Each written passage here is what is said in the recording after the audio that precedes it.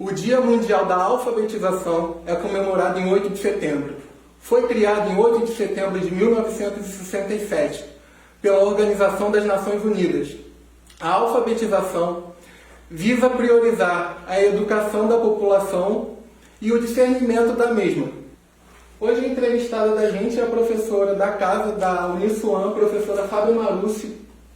Fábia Marussi possui doutorado em letras pela UF, Universidade Federal Fluminense, possui mestrado também pela UF, possui especialização em leitura e produção de textos pela UF e graduação em letras, português e literatura pela UF também. E é professora aqui da Uniswan há 15 anos e é responsável por alguns projetos de leitura, de produção de textos infantis em Niterói. Professora, qual é a importância da alfabetização? A alfabetização no Brasil, principalmente, né, ela tem a importância que Paulo Freire, desde os anos 60, já na sua luta para alfabetizar em massa, né, uma luta interrompida com o golpe que nós tivemos, Paulo Freire já dizia que a importância da alfabetização, na verdade, é uma importância ligada à libertação do homem, à libertação do pensamento. A gente educa e faz com que o sujeito consiga ler o mundo, porque ele vai poder enxergar a sua volta e conseguir melhorar a sua condição econômica, a sua condição de estar no mundo, ser mais feliz, a forma como ele vai dar a educação para os pares, para os filhos, para os netos, a forma como ele vai se comportar na própria família. Tudo isso é modificado em função da alfabetização, aqui entendida como processo de educação, com a finalidade de libertação, pretendida por Paulo Freire. Né? Ele até tem um livro, alguns textos dele, né? Educação para a Liberdade, acho que é um desses textos, que afirmam que ele foi muito acusado de politizar, né? De educar politizando as pessoas, mas na verdade a finalidade era a libertação.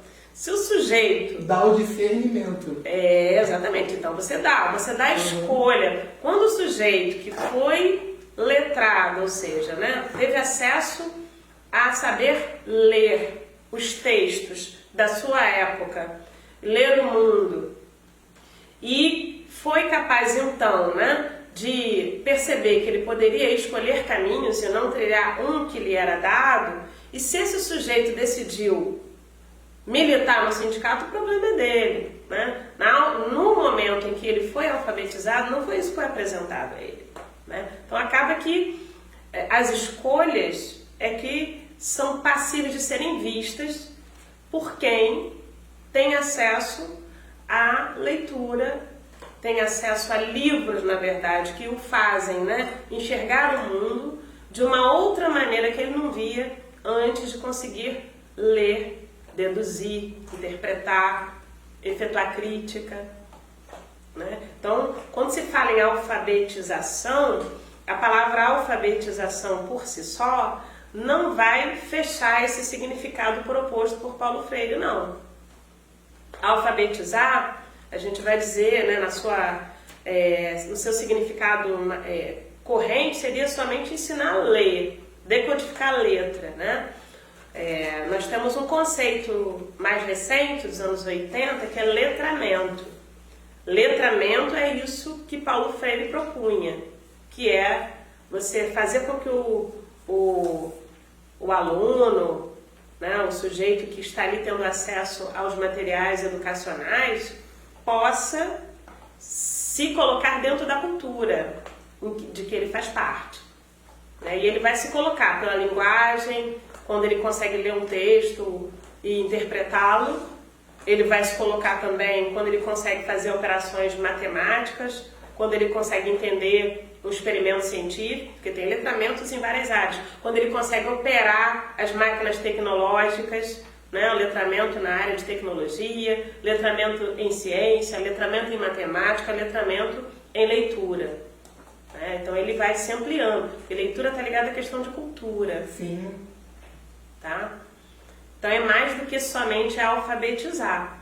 Por mais que seja tradicionalmente, né, o Dia Nacional da Alfabetização, o significado dele é justamente fazer com que se resgate essa forma, né, de fazer com que os sujeitos se integrem à sociedade à medida em que eles são levados, convocados a ler o mundo que a letra lhes reserva, entende?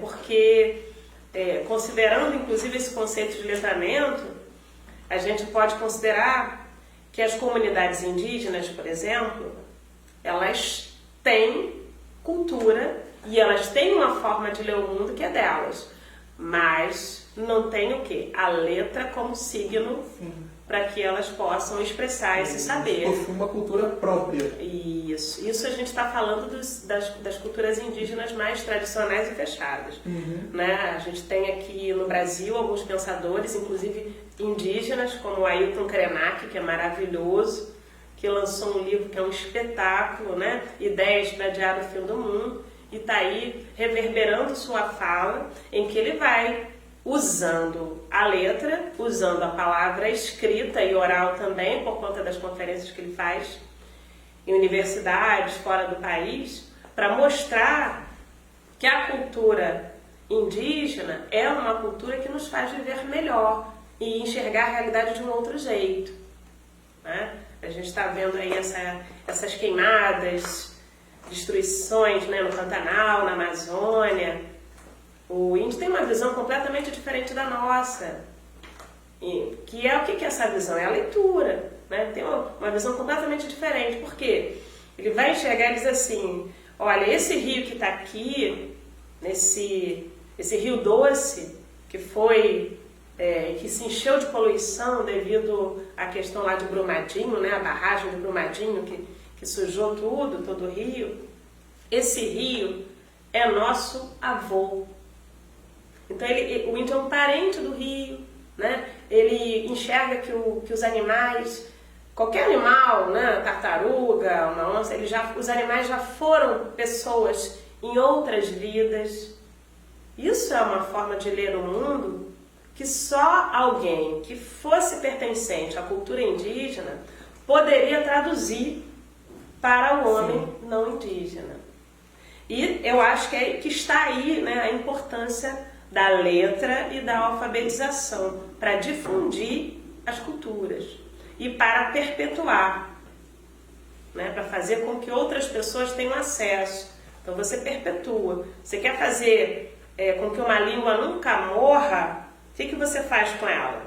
Você cria uma gramática dessa língua, que vai descrever todo o funcionamento dessa língua, e aí qualquer pessoa, em qualquer tempo, pode reconstruir, porque ele vai pegar lá as regras sintáticas, as regras fonológicas, as regras morfológicas, e vai conseguir montar as frases, reconstruir as frases, porque a regra foi ali descrita numa gramática. E além disso serve como fonte de estudo, pesquisa, o que é importante para a sociedade. Isso que a senhora acabou de falar sobre a alfabetização, sobre a leitura, prova que a leitura liga todas as culturas, todas as tribos, informa a todos nós. Ela é potente, né? Eu não sei se ela faz isso, mas ela tem esse potencial, né? Ler o mundo significa enxergar a partir de uma ou mais visões. As teorias da linguagem vão dizer que nós temos várias formas de ler o mundo, né? São leituras polissêmicas. Por isso que diante de um texto eu posso fazer, se formos pensar nas áreas, né? Posso pegar um texto jornalístico, fazer uma leitura histórica de um texto, uma leitura dentro da área de letras mesmo, uma leitura matemática, né? Então, assim, ela é potente para que a gente possa construir saberes dentro de diversos espaços, e também potente para que a gente possa fazer o que a gente chama, né, de interdisciplinaridade, né, o entremeio das áreas, que é o que? Ligar duas áreas, quando isso for os nossos objetivos. Professora, como fica a alfabetização em meio à pandemia para a população carente? Nós já temos vários estudos que já estão sendo divulgados, né? Tem lá um instituto chamado Todos pela Educação, e que já demonstram que haverá, né, a consequência desse ano vai ser uma desigualdade de distribuição mesmo educacional. Isso vai ficar, já era ruim, vai ficar pior. Alguns alunos, a gente vai pensar, no nosso país a gente tem, já tinha diferenças de distribuição, né? De educação privada, educação pública. A pandemia atinge principalmente a educação pública. A educação do meio privado, a gente pode considerar que esses alunos que ficaram no modelo remoto estão sendo auxiliados pelos pais, estão sendo auxiliados por professores particulares, né? Professor particular que é contratado para ir à casa. Eu já conheço uma série de pais que, na dificuldade, na impossibilidade, na falta de paciência, têm feito isso, têm contratado pessoas para fazer o acompanhamento dos filhos, porque eles se consideraram incapazes de fazer isso. Isso é muito bom para o professor, para se perceber a importância dele, né? Sim, falo da iniciativa privada.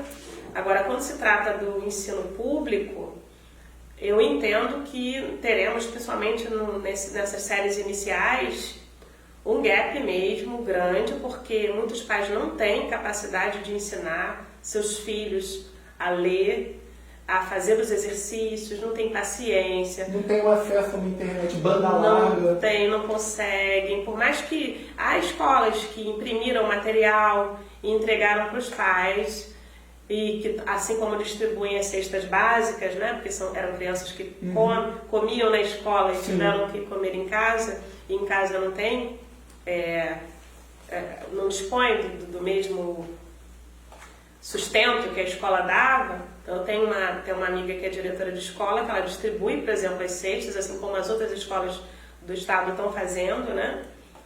Eu tenho todo mês a distribuição de cestas, e as crianças que não conseguem ter acesso à internet, se quiserem, podem pegar o material impresso.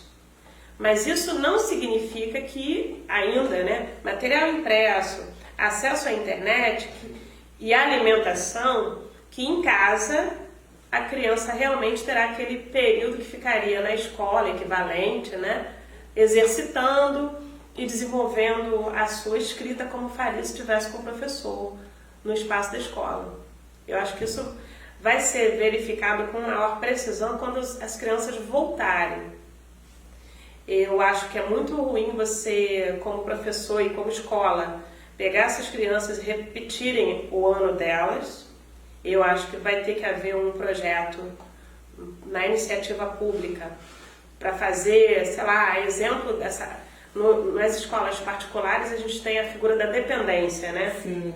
Eu acho que seria uma espécie de dependência, promover a criança e num esforço... E o reforço das matérias que ela teve mais dificuldade para poder fixar o aprendizado. Na alfabetização, ela vai ter que se... Quem estava nesse período, né, que seria o primeiro ano na escola, e teve esse período de pandemia, nos países desenvolvidos, as escolas pararam 4 meses. Nossas escolas estão paradas desde março. Sim. E nós provavelmente ficaremos parados até o final do ano. Então, é o dobro do tempo que ficaram parados os países desenvolvidos. A escola fechada há tanto tempo tem consequência. Então, eu acho que se eu fosse diretora de escola, se eu estivesse gerindo alguma secretaria de educação, eu já começaria a pensar esforços para propor que o aluno não fique no mesmo ano, que ele seja promovido e que nesse ano para o qual ele foi promovido sejam colocados matérias, né? Se for primeiro ano, ligadas ao desenvolvimento da leitura e da escrita, operações matemáticas. Se for no segundo ano, os conteúdos referentes ao segundo ano, ao terceiro, ao quarto, para que gradativamente o gap seja resolvido, seja reduzido. E isso é possível. Isso é possível. É uma questão de organização, né? É uma questão de planejamento, organização, esforço das secretarias. E, claro, você falou muito bem, né, das comunidades que são mais carentes em relação à educação. A gente sabe que as secretarias de Estado, do município aqui no Rio de Janeiro estão bastante complicadas em termos governamentais, né? Então, essa complicação governamental gera complicação na forma de gestão, entendeu? Então é preciso que haja uma organização política, tem que haver, vai ter impeachment, não vai ter, quem é que vai ficar, para que as pessoas que estão dentro das secretarias possam realmente tocar projetos para que no ano que vem eles sejam implementados. Professora, analfabetismo funcional. Como combater e como realmente tornar uma pessoa alfabetizada? O combate ao analfabetismo funcional é algo que depende muito da qualidade de ensino que se oferece desde as séries básicas. Muita gente diz assim, o ensino privado é que funciona no nosso país, o ensino público não presta. Mesmo o ensino privado do nosso país, ele está muito aquém do que deveria ser se houvesse realmente um investimento em qualidade para evitar que haja analfabetismo funcional, que haja pessoas com dificuldade de ler e escrever, ou de fazer deduções, fazer inferências, raciocínio lógico. Então, mesmo o ensino privado tem seus problemas, tá? Mas é lógico que o público é aquele que gera um número maior de analfabetos funcionais, sim. Até por conta de que há outras questões, independente da escola, que vão afetar esses sujeitos. Alimentação, comunidade onde mora, lugar onde mora, família, disponibilidade de livros e formas de leitura em casa, a própria cultura de ler o que é letra e não só o que é imagem, né? Há também estudos que recentemente eu li alguns aí, que vão dizer que a classe mais alta do país está lendo livros com menor frequência, está lendo menos, o que provoca também mais dificuldade de interpretação. Eu tenho alguns alunos que estudaram em escolas privadas, que vão fazer o ensino médio esse ano, e que achavam até então, fui dando aula, né, durante esse período de pandemia, aula online para esses alunos achavam, como a escola acaba treinando, a escola privada, acaba treinando o aluno só para escrever a redação do Enem, eles achavam que em toda a redação tivesse que fazer intervenção, né? Tem que fazer intervenção. Aí eu apresentei recentemente um modelo de redação que a UERJ traz, que é um modelo, a UERJ faz um vestibular específico por competências, diferente do Enem, e ela, na proposta de redação, sempre se baseia em um livro, e na proposta de redação, esse livro é colocado como um elemento para se discutir alguma questão atual, tá? Portanto, o modelo de redação da UERJ não pede solução e intervenção. E eu fiquei surpreendida porque meus alunos não sabiam que uma redação podia não ter intervenção. Ficaram chocados.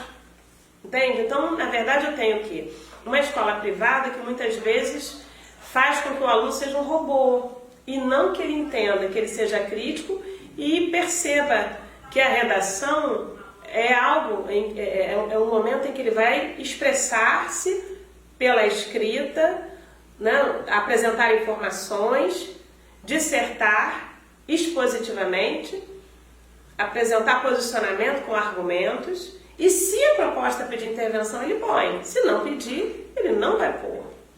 Então é como se a escola privada também ensinasse de maneira robotizada esses alunos e não estimulasse a crítica. Isso eu estou falando do terceiro ano. Imagine nos anos anteriores, A questão, por exemplo, da cópia nas escolas tradicionais, privadas e também públicas, ainda é muito frequente. A cópia é algo que não estimula o raciocínio, não estimula a reflexão sobre o mundo. O ensino voltado para as descobertas, para a observação do mundo e conclusão sobre ele, que é um ensino, né, científico, é pouco praticado. Isso também faz com que se saiam mais analfabetos funcionais das escolas. Passa-se durante muito período fazendo classificação, né? Falo, por exemplo, do ensino de português. Os alunos têm horror a português porque acham que aprender português é classificar a oração, subordinada, adverbial, temporal, subordinada, substantivo, objetiva, direta, e não entendem que a gente só aprende essas orações para escrever um texto proficiente, um texto melhor, um texto que faça sentido para o leitor. Não sabem para que serve aquela ferramenta ali. Por quê? Porque foi ensinado de maneira fragmentada, repetitiva, sem relação com o texto, sem função, sem significação. Então, enquanto não houver um trabalho de crítica e de produção de novos materiais e de treinamento, nós teremos cada vez mais alunos enquadrados como analfabetos funcionais ou como pessoas que não conseguem interpretar, como pessoas que não conseguem perceber o que está à volta e que muitas vezes são levados por discurso, por texto, por falas falsas, né? Por falas que não fazem sentido, por terraplanismo da vida. Isso cresce e vira algo muito grande. Né? Seria correto chamar essa explicação que a senhora deu das escolas privadas também que se incluem, né? De uma educação limitada, de um ensino limitado? O ensino que, assim, a formação docente é uma formação que cada vez mais vem sendo precarizada, né? E à medida em que ela é precarizada, o profissional que vai dar aula nesses espaços é um profissional que também vira um robô, vira uma pessoa, muitas vezes que trabalha em diversos espaços, diversos lugares, um material pronto, um material que ele não criou aquele momento, criou no ano retrasado, não atualizou, está ali com pouco tempo. Portanto, aquele pouco tempo ele tem que dar o feijão com arroz do Enem e não desenvolver de maneira espontânea a escrita do aluno. Desenvolver espontaneamente a escrita e estimular o hábito de ler livro. Não sou contra as telas, adoro cinema, adoro filme. Até vou indicar um que assisti recentemente, que é um espetáculo, né? Que é o Dilema das Redes, que está na Netflix, que é espetacular, que faz a gente refletir sobre o tempo que a gente fica nas redes sociais e questionar, né? São profissionais que trabalharam nessas redes e sabem do perigo que elas oferecem para as nossas crianças e para os adultos também, né? Além de livros, né? Tem um livro que fiz na contação recentemente para as minhas crianças, né? A Fabulosa Máquina de Fazer Amigos, que é uma fábula para crianças que também tematiza essa questão das redes sociais na vida dessa geração que já nasceu com elas. Isso provocou uma forma de enxergar o mundo completamente diferente. É uma fábula com fundo de verdade. Toda fábula tem essa crítica, porque são, né, animais que vão apresentar comportamentos humanos. E isso tem uma moral, tem um ensinamento sendo proposto pela fábula. Mas essa em questão, até uma que eu vou contar lá no Centro Cultural da Justiça Federal, na Primavera dos Museus, que mostra uma galinha chamada Pipoca que acha um aparelho luminoso no meio de um celeiro, né? Aí ela começa a ver assim um aparelho, né? Começa a acender luz assim no aparelho e tem assim, olá, olá, olá. E ela, muito comunicativa, logo conclui que aquilo ali é uma máquina de fazer amigos. E como ela gosta disso, né? Vocês vão conhecer depois quando vocês forem ver, se forem procurar o livro, né? Ou se forem participar da Primavera dos Museus. É uma história muito interessante, mas que questiona justamente as telas à nossa frente, a quantidade de telas. Durante a pandemia, essas telas se potencializaram, porque tudo que a gente faz, da aula, né, o entretenimento, assistir a aulas, assistir a cursos, é tudo mediado pelas telas. Sem falar nas redes sociais e nos jogos eletrônicos. E isso tem consequências para a forma como a gente lê o mundo, para o modo como a gente para o resultado, digamos, de uma alfabetização. Se aquele que está diante da tela for uma criança de primeiro ano, então tem consequências. Essa geração é uma geração que está sendo, digamos assim, estudada por muita gente para que se verifique o resultado das tecnologias durante uma vida, né, desde que se nasce até a vida adulta. Professora, como levar realmente educação de qualidade para a população?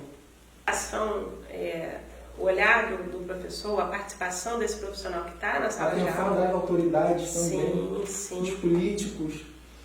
O professor está na sala de aula, né, ele tem uma autonomia e ele tem muitas críticas, inclusive ao próprio fazer dele e ao modo como institucionalmente, né, ele precisa trabalhar. Ele tem grades curriculares, programas de ensino a cumprir, ele tem prazo, ele tem um modelo de avaliação, tem uma série de amarras que vão fazê-lo agir de uma certa maneira nas instituições em que ele trabalha. Ele ser ouvido por essas entidades que o comandam em diversas instâncias é uma maneira de se modificar, eu acredito, para melhor, né, para melhor prática, para melhor, digamos assim, transformação em relação à direção da qualidade, como você aí mencionou.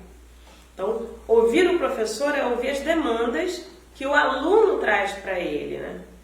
As demandas que se tem, né? A gente está na linha de frente, a gente enxerga esse aluno, esse cliente, essa clientela que quer aprender.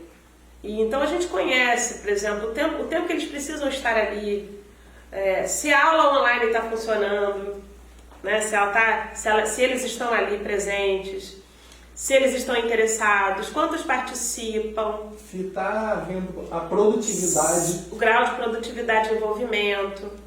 Então, se o professor, no seu espaço ali, de frente para o aluno, não for ouvido, e também na reflexão que ele faz em relação ao que ele ensina, né, o que deve ser modificado, o que deve ser colocado de novo, né, como que eu posso redirecionar para melhorar um determinado curso, uma determinada faculdade mesmo em si, né? Eu falo, né, pedagogia, letras, aquelas em que ele conhece mais, digamos assim, o direito.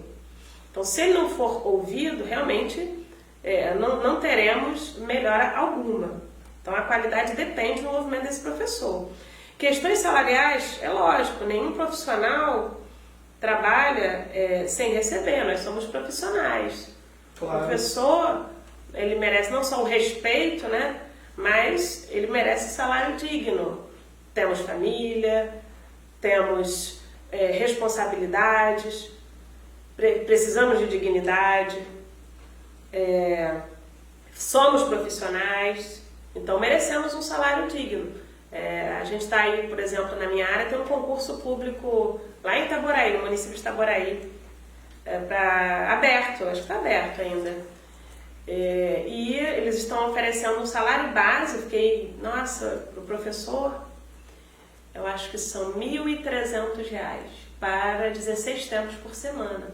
R$ 1.300, como diz uma outra professora, sem desmerecer o trabalho braçal, né? Mas com o trabalho braçal se ganha até mais do que R$ 1.300. Sim. Não com o trabalho intelectual, com anos de estudo, com material que você leva para corrigir em casa, com um pensamento mais complexo. Preparação do plano de aula. Preparação e fora questões de você ter de educar as pessoas em sala de aula a como se comportar, Né? A educação ela não é só você ir para a sala de aula e apresentar os conteúdos que estão no programa. Você ensina conduta, você ensina modo de estar na vida.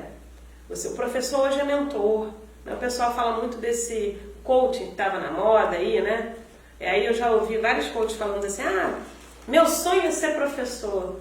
O professor é um coach há muitos anos. O professor, ele traz para o aluno um direcionamento de vida. Eu sempre me espelhei nos melhores professores que eu tive na escola pública onde estudei e na universidade pública, né?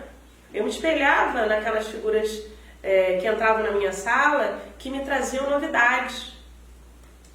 Então o professor ele é um espelho de comportamento, espelho de conduta e tudo isso deve ser contado, inclusive, quando se mede o salário dele, né? Que é um salário que é indecente, né? Esse valor é indecente. No R$1.300 é o auxílio, é R$100 a mais que é o auxílio emergencial para mulher solteira, né? Para mãe solo. Para mãe solo. Então, assim, é preciso que se reveja. E aí você vai comparar com outras pessoas que estudaram também, que estão em outros cargos, né? Advogados, juristas. Esses são prestigiados, né? Com salários de R$20 mil, R$21 mil, às vezes ultrapassando o teto.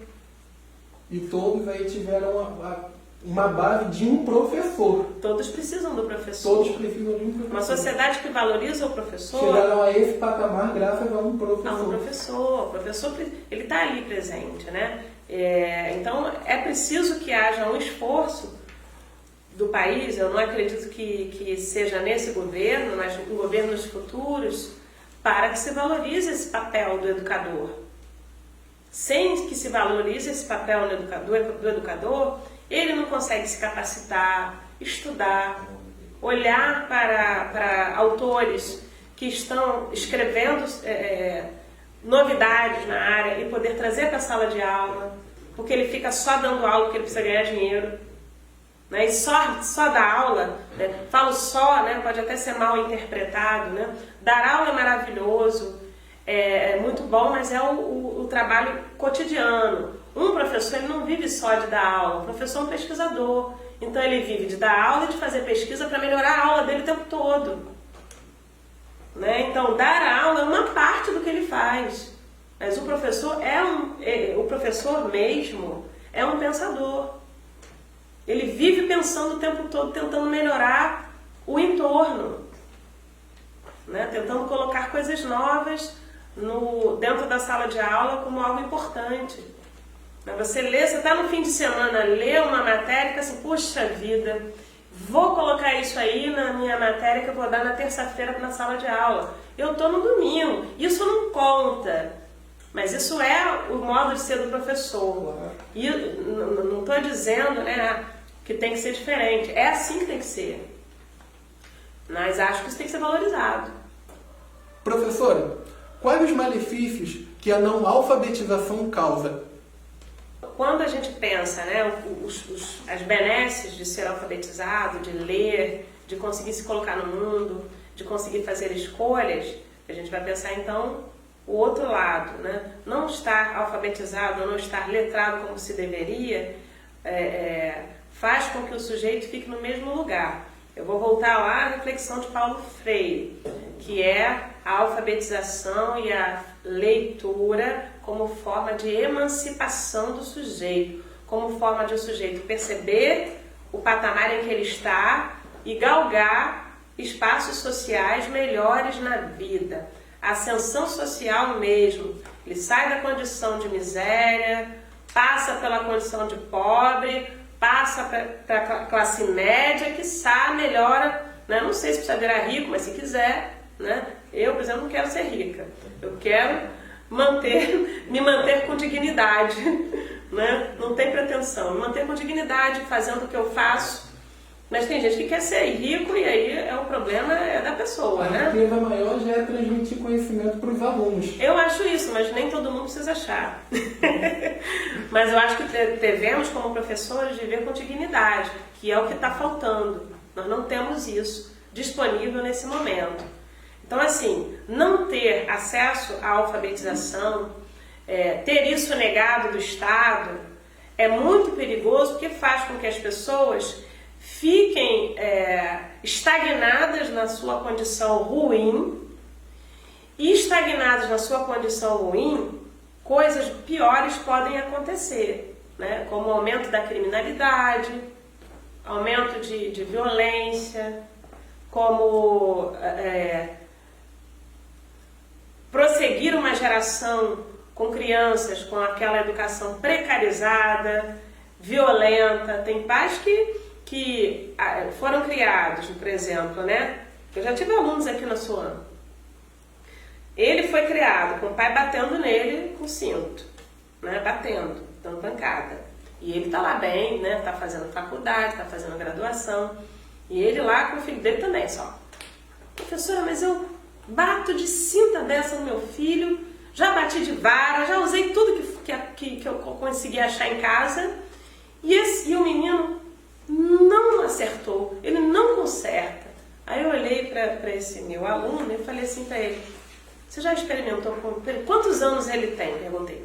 Ele falou assim, 11 anos. Falei, você já experimentou conversar com ele? Né? Então, era tão automático para esse aluno que apanhar era algo que funcionava para educar, porque ele resolveu a vida dele, o pai dele resolveu assim, que ele jamais parou para refletir, mesmo fazendo uma graduação, mesmo tendo uma condição de vida melhor do que a do pai, que ele poderia parar e conversar com o filho, dar uma atenção, ir para o cinema. Falei, vai para o cinema, dá uma atenção. Esse menino só fica, você vai trabalhar, eu sei que você dá todo o dinheiro para ele sobreviver, sendo criado pela avó, durante a maior parte do tempo que a mãe o abandonou. Mas será que ele não está precisando da sua presença?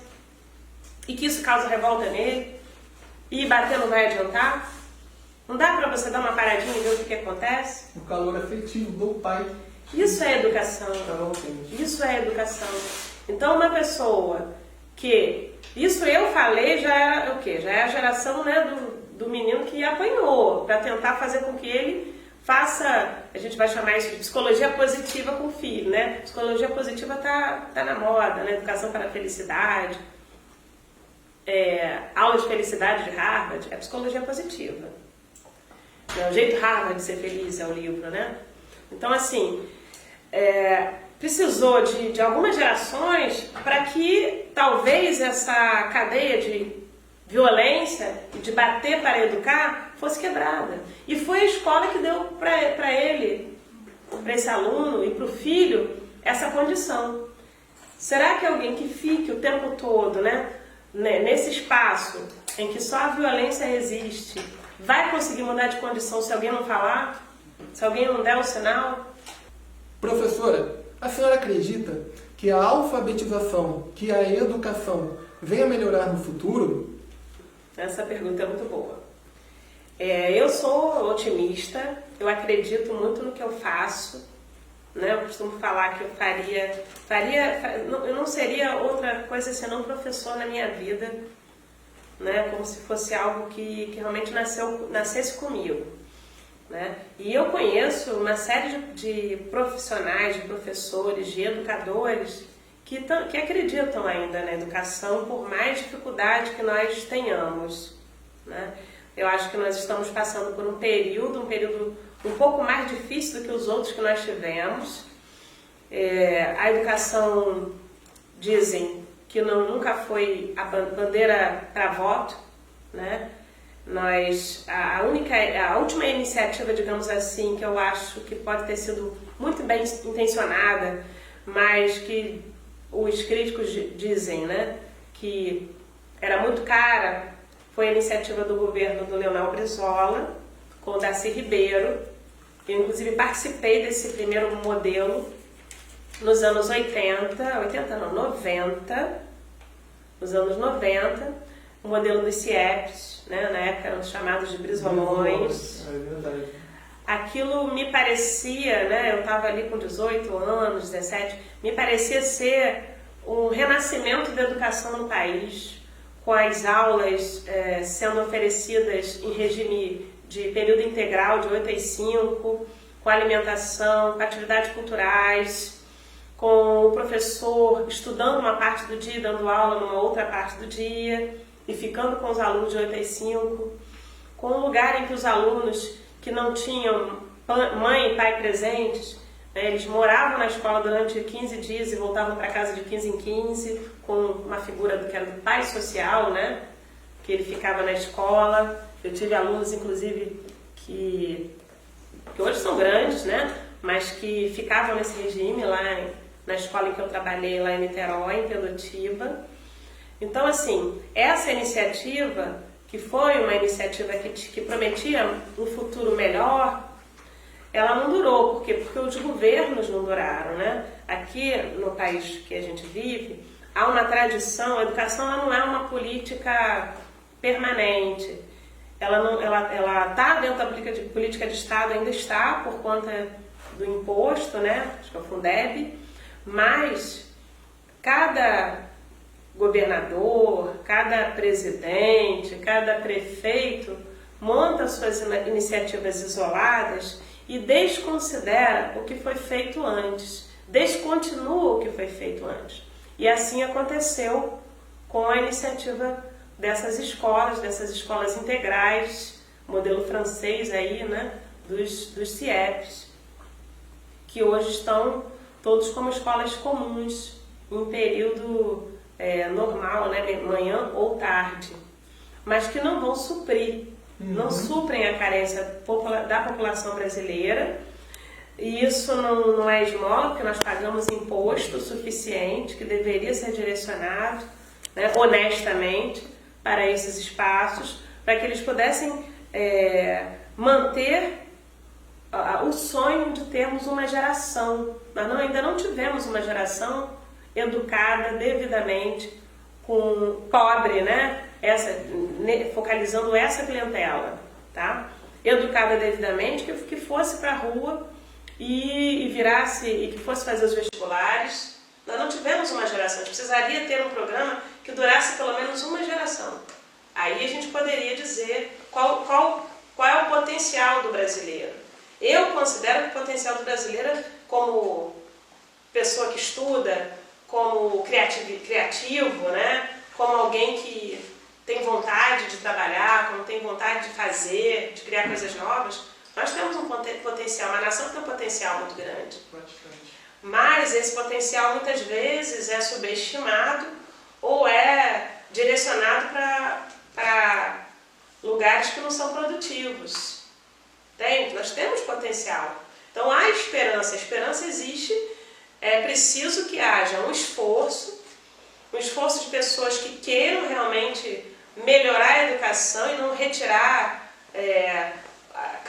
percurso, né, do professor, retirar espaço do professor ou controlar o professor. A educação tem que ser livre, tem que seguir os padrões trazidos pelos bons teóricos, trazidos pelos pensadores. Os professores têm que ter acesso a esses materiais, muitas vezes não há, né? Pessoas que constroem educação, trazem inovação, trazem teorias de aprendizagem melhoradas, mais interessantes, com a participação mais ampla do aluno como centro, como alguém que envolvente, né? como protagonista, como alguém que trabalhe, que atue, para que ele possa perguntar, que não fique só ouvindo e faça as perguntas construtivas, porque educar é essa troca. O que é educar? Não adianta só uma pessoa falar e a outra ouvir sozinha.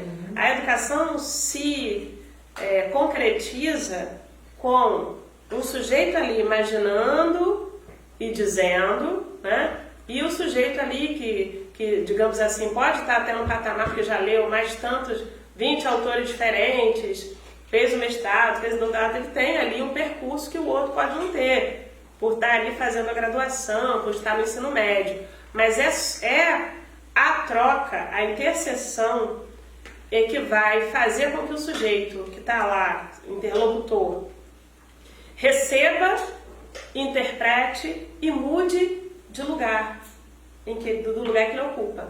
e vai ali colocando tijolo a tijolo. Isso é que é a educação, não é outra coisa. Então, esperança tem, basta que a gente junte as pessoas que querem trabalhar nos lugares de poder, nos lugares em que serão valorizadas, né, para isso, para trabalhar, para cumprir uma tarefa, para implementar um projeto.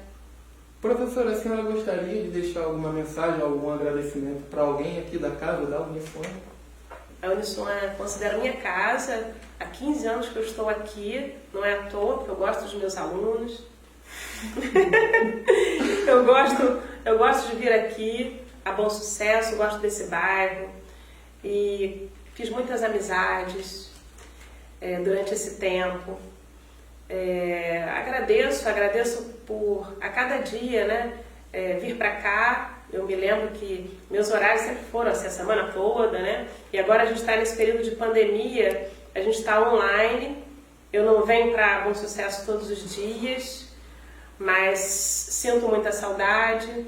Sinto saudade dessa casa, de estar aqui. Espero que no ano que vem os nossos alunos retornem, que a gente consiga ter um mínimo de normalidade, mas eu acho que nós voltaremos todos diferentes, Sim. Né? Não seremos mais os mesmos.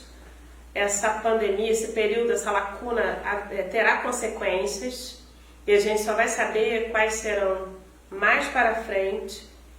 E minha mensagem é assim, eu gosto muito dessa clientela, eu acho que é preciso lutar.